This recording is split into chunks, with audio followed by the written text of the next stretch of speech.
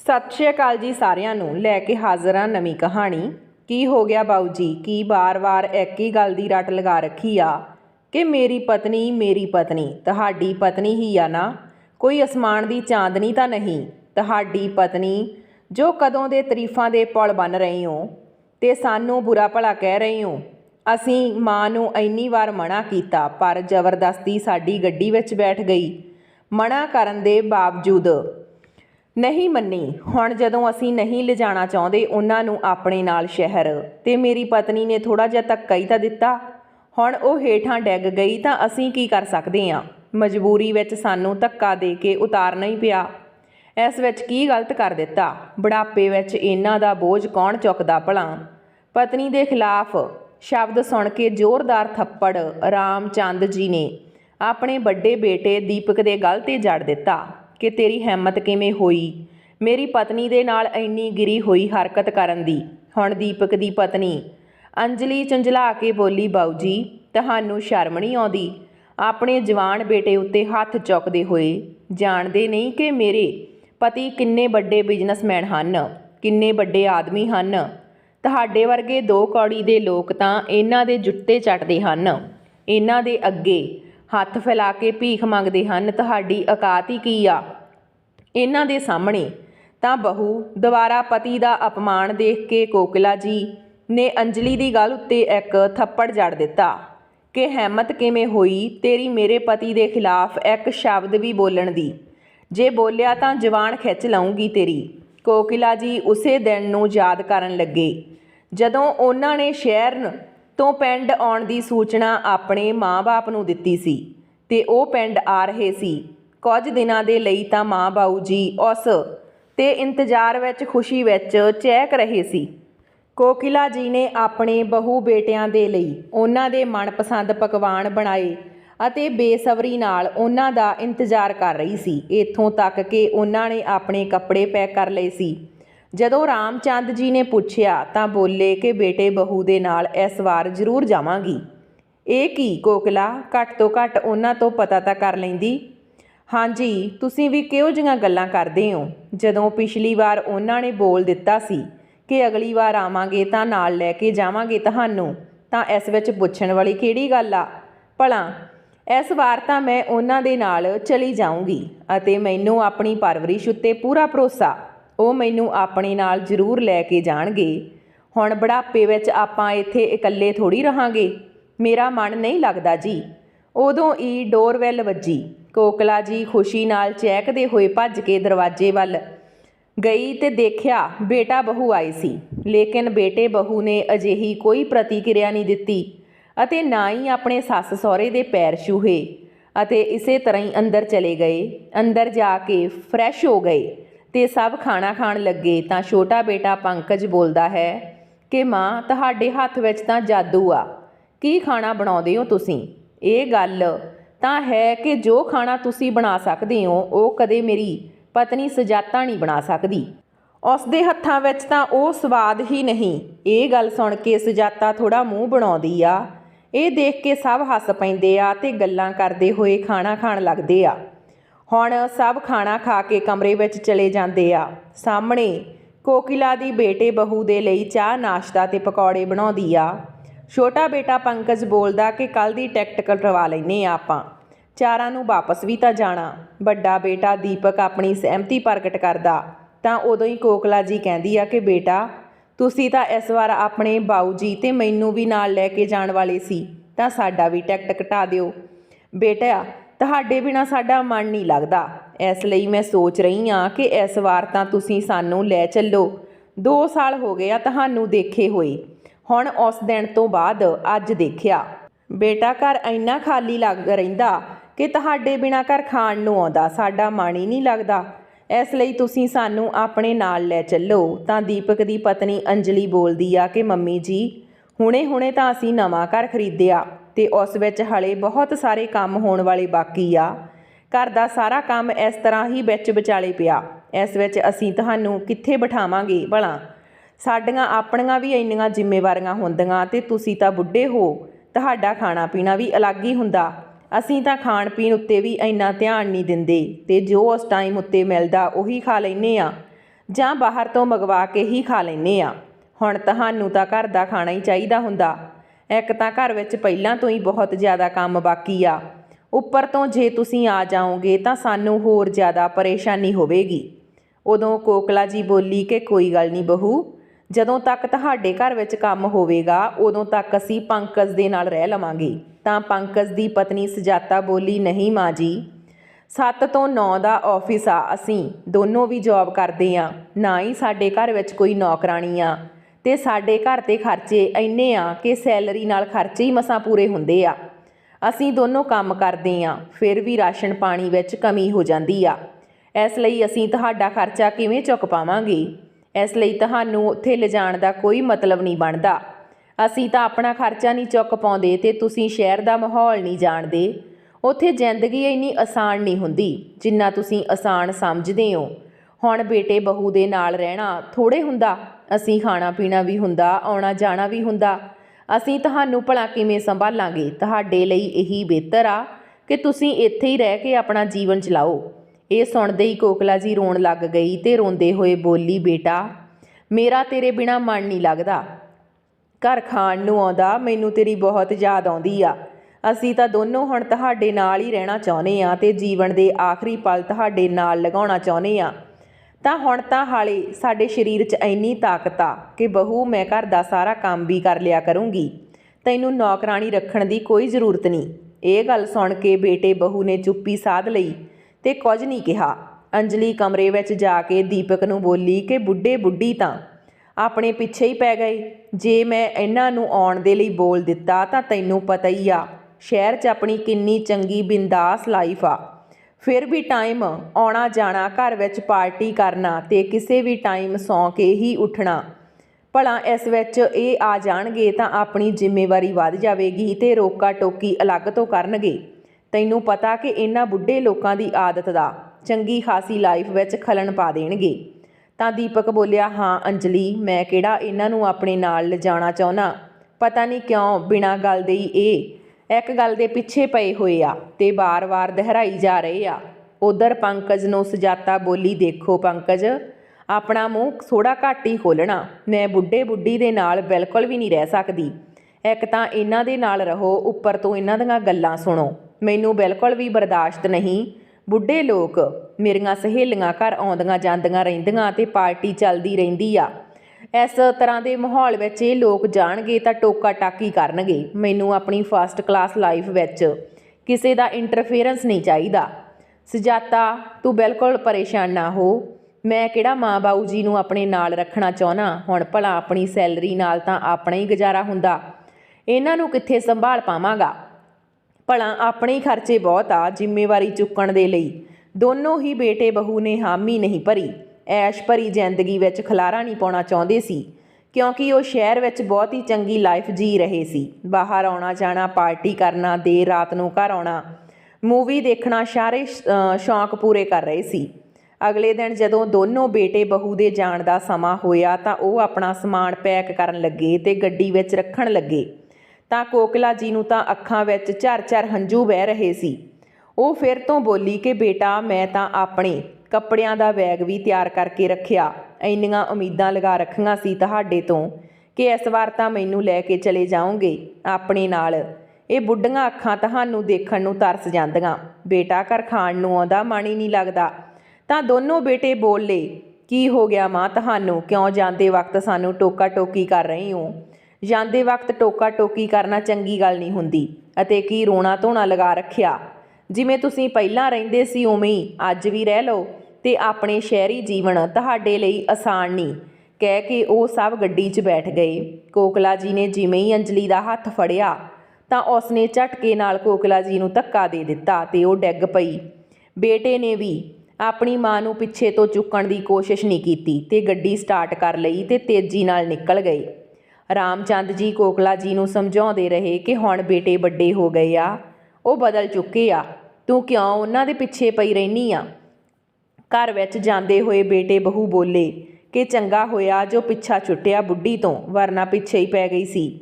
ਹਾਂ ਸੱਚਮੁੱਚ ਇਸ ਵਾਰ ਤਾਂ ਇੱਥੇ ਆ ਕੇ ਗਲਤੀ ਕਰ ਲਈ।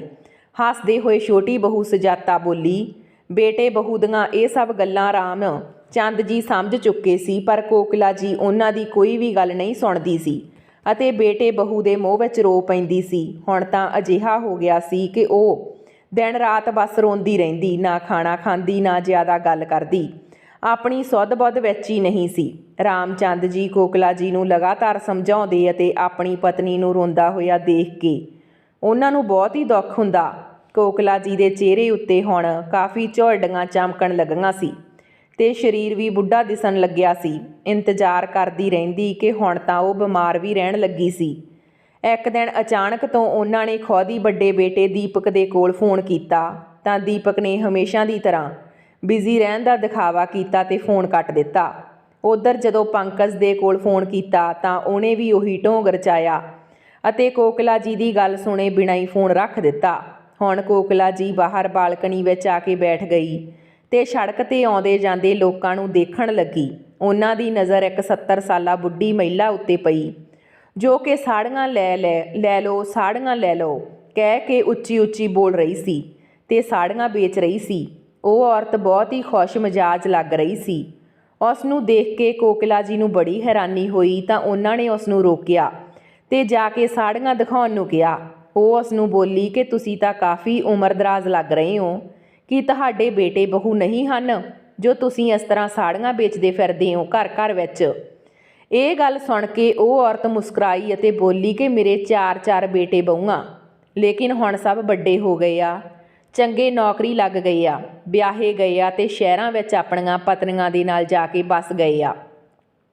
ਪਤੀ ਤਾਂ ਮੈਨੂੰ ਪਹਿਲਾਂ ਹੀ ਇਸ ਦੁੱਖ ਭਰੀ ਦੁਨੀਆ ਵਿੱਚ ਇਕੱਲਾ ਛੱਡ ਕੇ ਚਲੇ ਗਏ। ਬੱਚਿਆਂ ਦਾ ਪਾਲਣ ਪੋਸ਼ਣ ਬੜੀ ਮੁਸ਼ਕਲ ਨਾਲ ਕੀਤਾ, ਪੜ੍ਹਾਇਆ ਲਿਖਾਇਆ, ਇਸ ਲਈ ਮੈਂ ਵੀ ਉਹਨਾਂ ਦੇ ਨਾਲ ਨਹੀਂ ਰਹਿਣਾ ਚਾਹੁੰਦੀ। ਮੈਂ ਉਹਨਾਂ ਉੱਤੇ ਬੋਝ ਨਹੀਂ ਆ। ਜਿਵੇਂ ਮੈਂ ਉਹਨਾਂ ਨੂੰ ਪੈਦਾ ਕੀਤਾ, ਪਾਲ ਪੋਸ ਕੇ ਕਾਮਯਾਬ ਬਣਾ ਦਿੱਤਾ, ਉਵੇਂ ਹੀ ਮੈਂ ਆਪਣਾ ਪੇਟ ਵੀ ਪਾਲ ਸਕਦੀ ਹਾਂ।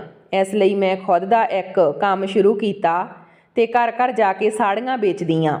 ਇਸੇ ਬਹਾਨੇ ਲੋਕਾਂ ਦਾ ਹੱਸ ਬੋਲ ਵੀ ਲੈਂਦੀ ਹਾਂ। ਇਸ ਲਈ ਖੁਦ ਦਾ ਖਾਂਦੀ ਹਾਂ ਤੇ ਖੁਦ ਦਾ ਕਮਾਉਣੀ ਆ। ਉਸ ਬਜ਼ੁਰਗ ਔਰਤ ਦੀ ਗੱਲ ਸੁਣ ਕੇ ਕੋਕਿਲਾ ਜੀ ਨੂੰ ਮੰਨੋ ਕਿ ਇੱਕ ਝਟਕਾ ਲੱਗਿਆ ਤੇ ਬਜ਼ੁਰਗ ਔਰਤ ਦੀ ਗੱਲ ਸਿੱਧੇ ਕੋਕਿਲਾ ਜੀ ਦੇ ਦਿਲ ਉੱਤੇ ਅਸਰ ਕਰਦੀ ਆ। ਉਹ ਉਸ ਦੇ ਬਾਰੇ ਵਿੱਚ ਸੋਚਦੀ ਰਹਿੰਦੀ ਆ ਤੇ ਸਾੜੀ ਖਰੀਦ ਕੇ ਵਾਪਸ ਕਮਰੇ ਵਿੱਚ ਆ ਜਾਂਦੀ ਆ ਤੇ ਸੋਚਦੀ ਆ ਕਿ ਜਦੋਂ ਤੋਂ ਬਹੂ ਬੇਟੇ ਸ਼ਹਿਰ ਗਏ ਆ ਉਦੋਂ ਤੋਂ ਉਹਨਾਂ ਨੇ ਮੇਰੇ ਕੋਲ ਇੱਕ ਫੋਨ ਵੀ ਨਹੀਂ ਕੀਤਾ ਤੇ ਇੱਕ ਮੈਂ ਆ ਕਿ ਉਹਨਾਂ ਦੇ ਬਿਨਾਂ ਰੋ ਰੋ ਕੇ ਮੇਰਾ ਬੁਰਾ ਹਾਲ ਆ। ਇੱਕ ਉਹ ਆ ਕਿ ਮੈਨੂੰ ਕੁਝ ਸਮਝਦੇ ਹੀ ਨਹੀਂ, ਮੈਂ ਹੀ ਉਹਨਾਂ ਦੇ ਪਿੱਛੇ ਪਈ ਰਹਿੰਦੀ ਆ। ਮੇਰੇ ਨਾਲੋਂ ਚੰਗੀ ਤਾਂ ਇਹ ਔਰਤ ਆ ਜੋ ਸਾੜੀਆਂ ਵੇਚ ਰਹੀ ਆ ਤੇ ਕਿੰਨੇ ਸਵਾਬੀ ਮਾਣ ਨਾਲ ਜੀ ਰਹੀ ਆ। ਇਹ ਸੋਚ ਕੇ ਕੋਕਿਲਾ ਜੀ ਨੇ ਮਾਣੀ ਮਨ ਵਿੱਚ ਇੱਕ ਕਠੋਰ ਫੈਸਲਾ ਲਿਆ ਕਿ ਹੁਣ ਜਦੋਂ ਉਹਨਾਂ ਦੇ ਪਤੀ ਰਾਮ ਚੰਦ ਜੀ ਘਰ ਆਏ ਤਾਂ ਦੇਖਿਆ ਕਿ ਬਹੁਤ ਚੰਗੀ ਖੁਸ਼ਬੂ ਆ ਰਹੀ ਸੀ ਤੇ ਕੋਕਿਲਾ ਜੀ ਵੀ ਕਾਫੀ ਖੁਸ਼ ਨਜ਼ਰ ਆ ਰਹੀ ਸੀ। ਉਹਨਾਂ ਨੇ ਬੜੇ ਪਿਆਰ ਨਾਲ ਆਪਣੇ ਪਤੀ ਰਾਮ ਚੰਦ ਜੀ ਨੂੰ ਖਾਣਾ ਖਵਾਇਆ ਤੇ ਬੋਲੀ ਕਿ ਸੁਣੋ ਜੀ, ਅੱਜ ਮੈਂ ਤੁਹਾਨੂੰ ਇੱਕ ਗੱਲ ਦੱਸਦੀ ਹਾਂ। ਉਹ ਉਸ ਬਜ਼ੁਰਗ ਔਰਤ ਦੀਆਂ ਸਾਰੀਆਂ ਗੱਲਾਂ ਰਾਮ ਚੰਦ ਜੀ ਨੂੰ ਦੱਸਦੀ ਆ ਤੇ ਕਹਿੰਦੀ ਆ ਕਿ ਮੈਨੂੰ ਕੁਝ ਕੱਟ ਪੀਸ ਚਾਹੀਦੇ ਆ, ਤੁਸੀਂ ਮੈਨੂੰ ਕੱਟ ਪੀਸ ਲਿਆ ਕੇ ਦੇ ਦਿਓ। ਮੈਂ ਖੁਦ ਦਾ ਇੱਕ ਕੰਮ ਕਰਨਾ ਚਾਹੁੰਦੀ ਆ ਤੇ ਆਪਣਾ ਬੁਢਾਪਾ ਸਵਾਰਨਾ ਚਾਹੁੰਦੀ ਆ। ਮੈਨੂੰ ਬਹੂ ਉੱਤੇ ਨਿਰਭਰ ਨਹੀਂ ਰਹਿਣਾ।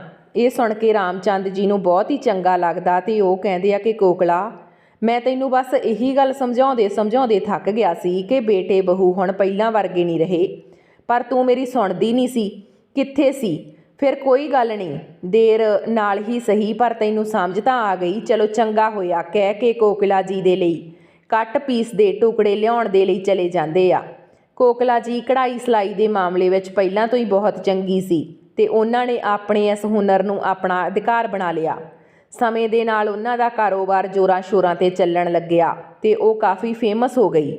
ਕੰਮ ਵਿੱਚ ਵਿਅਸਤ ਹੋ ਕੇ ਉਹਨਾਂ ਨੂੰ ਨਾ ਤਾਂ ਬੇਟੇ ਬਹੂ ਦੀ ਯਾਦ ਆਉਂਦੀ ਤੇ ਨਾ ਹੀ ਉਹਨਾਂ ਦੇ ਦਿਲ ਨੂੰ ਦੁੱਖ ਹੁੰਦਾ। ਹੁਣ ਉਹ ਖੁਸ਼ ਰਹਿੰਦੀ ਆਪਣੇ ਪਤੀ ਦੇ ਨਾਲ।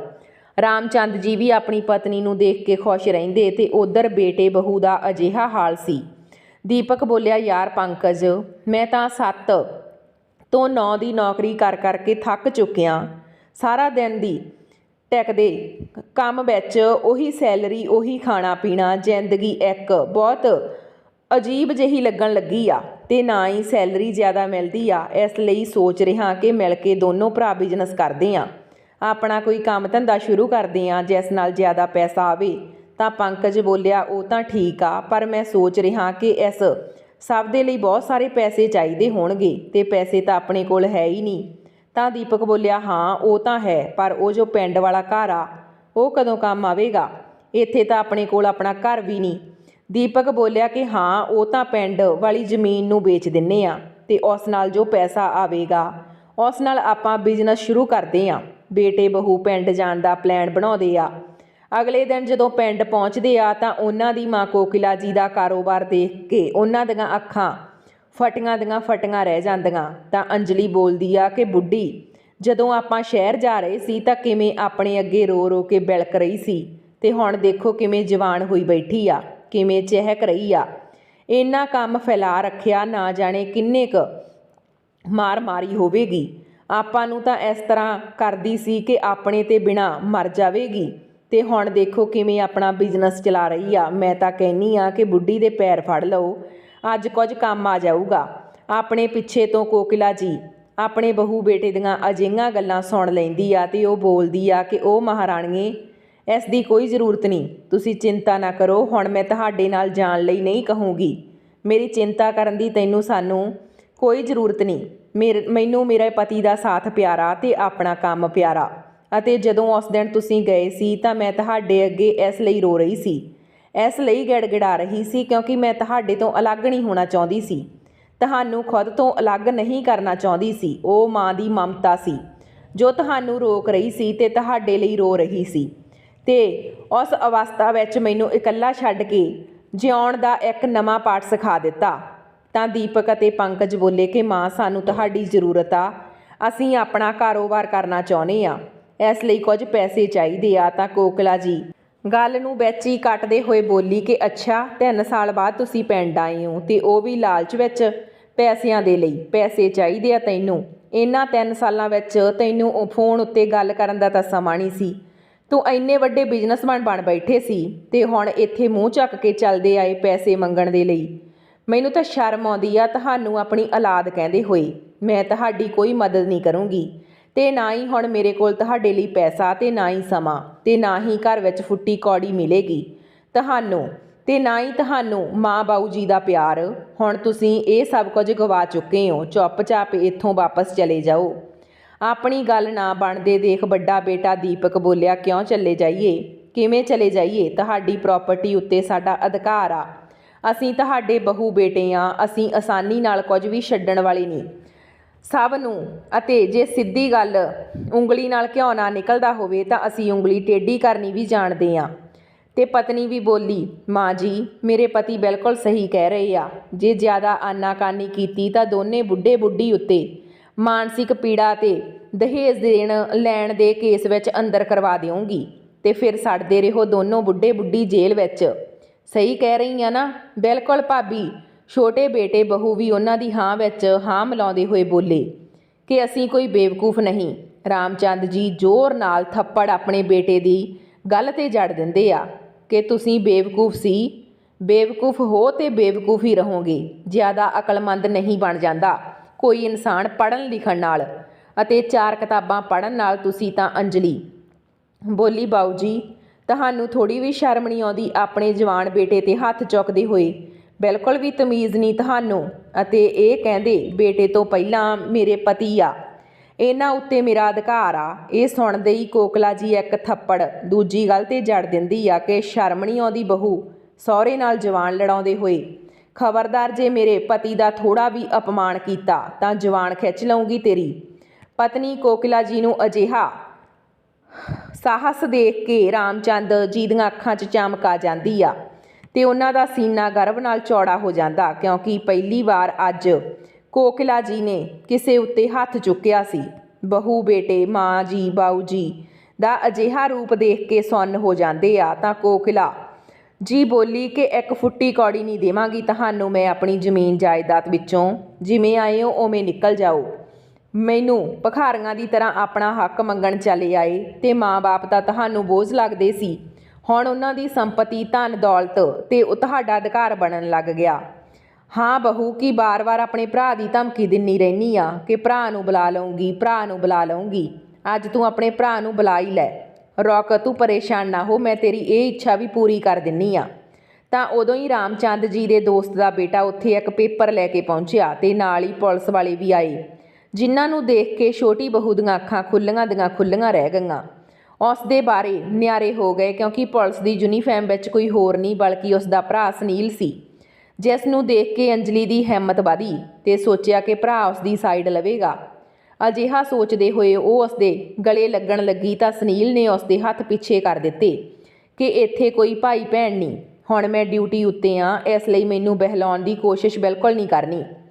ਸੁਨੀਲ ਜ਼ੋਰਦਾਰ ਆਵਾਜ਼ ਵਿੱਚ ਚਿਲਾ ਕੇ ਬੋਲਿਆ। ਆਪਣੇ ਭਰਾ ਦਾ ਅਜਿਹਾ ਰੂਪ ਦੇਖ ਕੇ ਅੰਜਲੀ ਸੁੰਨ ਰਹਿ ਗਈ ਅਤੇ ਕੋਨੇ 'ਚ ਜਾ ਕੇ ਖੜੀ ਹੋ ਗਈ। ਰਾਮ ਚੰਦ ਜੀ ਨੇ ਉਹ ਪੇਪਰ ਵਕੀਲ ਨੂੰ ਫੜਾਏ ਅਤੇ ਵਕੀਲ ਨੇ ਉਹ ਪੇਪਰ ਬਹੂ ਬੇਟਿਆਂ ਨੂੰ ਪੜ੍ਹ ਕੇ ਸੁਣਾਏ, ਜਿਸ ਨੂੰ ਸੁਣ ਕੇ ਉਹਨਾਂ ਦੇ ਹੋਸ਼ ਉੱਡ ਗਏ। ਤਾਂ ਵਕੀਲ ਨੇ ਕਿਹਾ ਕਿ ਬੁਢਾਪੇ ਵਿੱਚ ਜੇ ਬੇਟੇ ਅਤੇ ਬਹੂ ਕਿਸੇ ਨੇ ਵੀ ਉਹਨਾਂ ਉੱਤੇ ਜ਼ੋਰ ਜ਼ਬਰਦਸਤੀ ਕੀਤੀ ਜਾਂ ਜਾਇਦਾਦ ਲੈਣ ਦੀ ਕੋਸ਼ਿਸ਼ ਕੀਤੀ ਜਾਂ ਉਹਨਾਂ ਦੇ ਨਾਲ ਦੁਰਵਿਵਹਾਰ ਕੀਤਾ ਤਾਂ ਉਹਨਾਂ ਨੂੰ ਟੌਰਚਰ ਕੀਤਾ ਤਾਂ ਪੁਲਿਸ ਉਹਨਾਂ ਦੇ ਨਾਲ ਸਖਤ ਕਾਰਵਾਈ ਕਰੇਗੀ, ਜਿਸ ਦਾ ਭੁਗਤਾਨ ਉਹਨਾਂ ਨੂੰ ਬਹੁਤ ਮਹਿੰਗਾ ਪਵੇਗਾ। ਤਾਂ ਰਾਮ ਚੰਦ ਜੀ ਪੂਰੇ ਸਵਾਭੀਮਾਨ ਨਾਲ ਬੋਲੇ ਕਿ ਬੇਟਾ, ਭਲੇ ਹੀ ਤੁਸੀਂ ਕਿੰਨੀਆਂ ਹੀ ਡਿਗਰੀਆਂ ਹਾਸਲ ਕਰ ਲਈਆਂ ਹੋਣ, ਪਰ ਦਿਮਾਗ ਵਿੱਚ ਅੱਜ ਵੀ ਤੁਸੀਂ ਮੇਰੇ ਤੋਂ ਪਿੱਛੇ ਹੋ। 4 ਕਿਤਾਬਾਂ ਪੜ੍ਹਨ ਨਾਲ ਤੁਸੀਂ ਬਾਪ ਨਹੀਂ ਬਣ ਜਾਓਗੇ। ਆਪਣੇ ਮਾਂ ਬਾਊ ਜੀ ਦਾ ਅਜਿਹਾ ਰੂਪ ਦੇਖ ਕੇ ਬਹੂ ਬੇਟੇ ਚੌਂਕ ਜਾਂਦੇ ਆ। ਉਹਨਾਂ ਨੂੰ ਸਮਝ ਨਹੀਂ ਆਉਂਦਾ ਕਿ ਹੁਣ ਉਹ ਕੀ ਕਰਨ। ਜਦੋਂ ਆਪਣੀ ਭੈਣ ਅੰਜਲੀ ਦੇ ਬਾਰੇ ਵਿੱਚ ਸੁਨੀਲ ਨੂੰ ਪਤਾ ਚੱਲਿਆ ਤਾਂ ਜ਼ੋਰ ਨਾਲ 2 ਥੱਪੜ ਉਹਦੇ ਮੂੰਹ 'ਤੇ ਮਾਰ ਦਿੱਤੇ ਅਤੇ ਕਿਹਾ ਕਿ ਘਰ ਵਿੱਚ ਵੀ ਤੂੰ ਆਪਣੀ ਭਾਬੀ ਨਾਲ ਇਸੇ ਤਰ੍ਹਾਂ ਲੜਾਈ ਝਗੜਾ ਰੱਖਦੀ ਸੀ ਅਤੇ ਹੁਣ ਉਹੀ ਰਵੱਈਆ ਤੂੰ ਆਪਣੇ ਸੱਸ ਸਹੁਰੇ ਦੇ ਨਾਲ ਕਰ ਰਹੀ ਆ। ਤੇਰੇ ਇਸੇ ਝਗੜੇ ਦੀ ਵਜ੍ਹਾ ਨਾਲ ਮੰਮੀ ਪਾਪਾ ਨੇ ਤੇਰਾ ਵਿਆਹ ਇੰਨੀ ਜਲਦੀ ਕਰ ਦਿੱਤਾ ਸੀ, ਪਰ ਤੂੰ ਬਦਲੇਗੀ ਨਹੀਂ। ਖਬਰਦਾਰ, ਜੇ ਅੱਗੇ ਤੋਂ ਤੇਰੇ ਬਾਰੇ ਵਿੱਚ ਕੁਝ ਵੀ ਸੁਣਨ ਨੂੰ ਮਿਲਿਆ ਤਾਂ ਤੈਨੂੰ ਆਪਣੇ ਸੱਸ ਸਹੁਰੇ ਨੂੰ ਪਰੇਸ਼ਾਨ ਕੀਤਾ ਤਾਂ ਸਮਝ ਲੈਣਾ ਕਿ ਤੇਰੇ ਪੇਕਿਆਂ ਦਾ ਦਰਵਾਜ਼ਾ ਤੇਰੇ ਲਈ ਹਮੇਸ਼ਾ ਲਈ ਬੰਦ ਹੋ ਚੁੱਕਿਆ ਅਤੇ ਪੁਲਿਸ ਦੀ ਜੋ ਕਾਰਵਾਈ ਹੋਵੇਗੀ ਉਹ ਅਲੱਗ। ਇਹ ਸੁਣ ਕੇ ਅੰਜਲੀ ਮੂੰਹ ਲਟਕਾ ਲੈਂਦੀ ਆ ਅਤੇ ਕੋਕਿਲਾ ਜੀ ਅਤੇ ਰਾਮ ਚੰਦ ਜੀ ਵੀ ਆਪਣੇ ਬਹੂ ਬੇਟਿਆਂ ਨੂੰ ਮਾफ़ ਨਹੀਂ ਕਰਦੇ। ਹੁਣ ਬੇਟੇ ਬਹੂ ਅਪਮਾਨਿਤ ਹੋ ਕੇ ਵਾਪਸ ਸ਼ਹਿਰ ਚਲੇ ਜਾਂਦੇ ਆ ਅਤੇ ਰਾਮ ਚੰਦ ਜੀ ਅਤੇ ਕੋਕਿਲਾ ਜੀ ਆਪਣਾ ਜੀਵਨ ਖੁਸ਼ੀ ਗੁਜ਼ਾਰਨ ਲੱਗਦੇ ਆ। ਸੋ ਦੋਸਤੋ, ਜਦੋਂ ਮਾਤਾ ਪਿਤਾ ਦਾ ਆਪਣੇ ਬੱਚਿਆਂ ਦੇ ਪ੍ਰਤੀ ਪਿਆਰ ਨਿਰਵਾਰਤ ਭਾਵ ਦਾ ਹੁੰਦਾ ਤਾਂ ਬੱਚੇ ਉਸ ਨੂੰ ਸਵਾਰਥ ਦੇ ਲਈ ਇਸਤੇਮਾਲ ਕਰਦੇ ਆ, ਕਿਉਂਕਿ ਉਹਨਾਂ ਦੀ ਪ੍ਰੋਪਰਟੀ ਨੂੰ, ਉਹਨਾਂ ਦੇ ਪੈਸੇ ਨੂੰ ਜ਼ਿਆਦਾ ਮਹੱਤਵ ਦਿੰਦੇ ਆ। ਉਹ ਕਿਉਂ ਉਹਨਾਂ ਦਾ ਸਨਮਾਨ, ਉਹਨਾਂ ਦੇ ਪਿਆਰ ਅਤੇ ਉਹਨਾਂ ਦੀ ਪਰਵਰਿਸ਼ ਨੂੰ ਭੁੱਲ ਜਾਂਦੇ ਆ ਕਿ ਮਾਤਾ ਪਿਤਾ ਦਾ ਪਿਆਰ ਉਹਨਾਂ ਦੇ ਲਈ ਮਾਇਨੇ ਨਹੀਂ ਰੱਖਦਾ। ਉਹ ਉਹਨਾਂ ਨੂੰ ਬੋਝ ਕਿਉਂ ਸਮਝਣ ਲੱਗ ਜਾਂਦੇ ਆ ਬੁਢਾਪੇ ਵਿੱਚ।